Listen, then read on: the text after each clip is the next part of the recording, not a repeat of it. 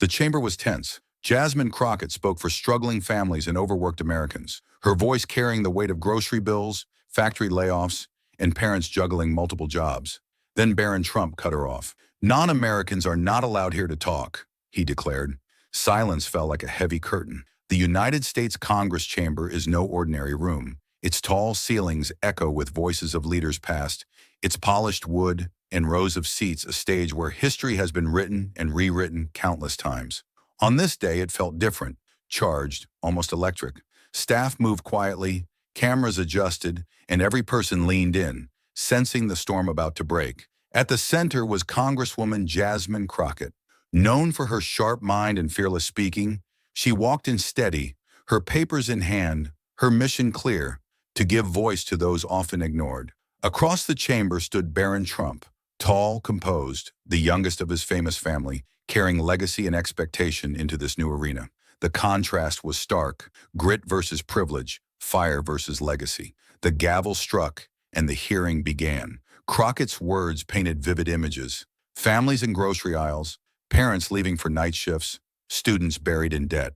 The chamber leaned in. Some lawmakers nodded, some hid expressions, but everyone felt the weight of reality in her voice. Then came Barron's challenge. He leaned forward, his tone clipped. "Non-Americans are not allowed here to talk." The words sliced through the room, a blunt dismissal meant to silence her. But Jasmine Crockett didn't flinch. She sat, hands folded, eyes locked on him. The silence stretched, deafening. Every staffer, every camera, every lawmaker held their breath. Barron's smirk said he thought he had won the first strike. But calm can be sharper than anger. Crockett leaned forward, adjusted her microphone, and delivered a single, devastating question. "Tell me, is Ivanka your sister or your mother?" The room gasped. Gasps echoed across the chamber. Barron froze. His composure cracked. His papers shuffled nervously. He tried to speak, but no words could recover the moment. Finally, he muttered, "I'm not here to prove this."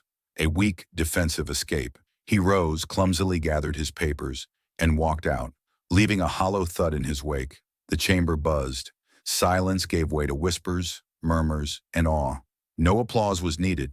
The exit spoke volumes. Jasmine Crockett remained calm, her eyes steady, hands resting lightly on the desk. She hadn't just defended herself. She had defended the right of every unheard voice to be heard.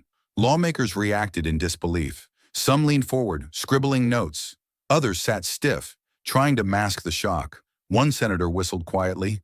A staffer pressed a hand to suppress a laugh. The perception had shifted.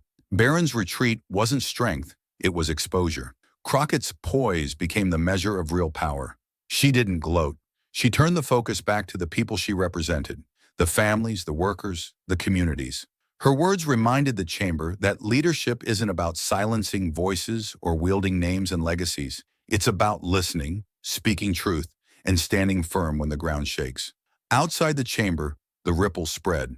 Her question, sharp, precise, unavoidable, became a symbol. One question had upended expectation, shifted the narrative, and reminded everyone watching that courage and clarity can outshine status and privilege. The chamber doors closed, but the lesson lingered. One well-placed question, one refusal to be silenced, can change the balance of power. Jasmine Crockett didn't just survive the confrontation.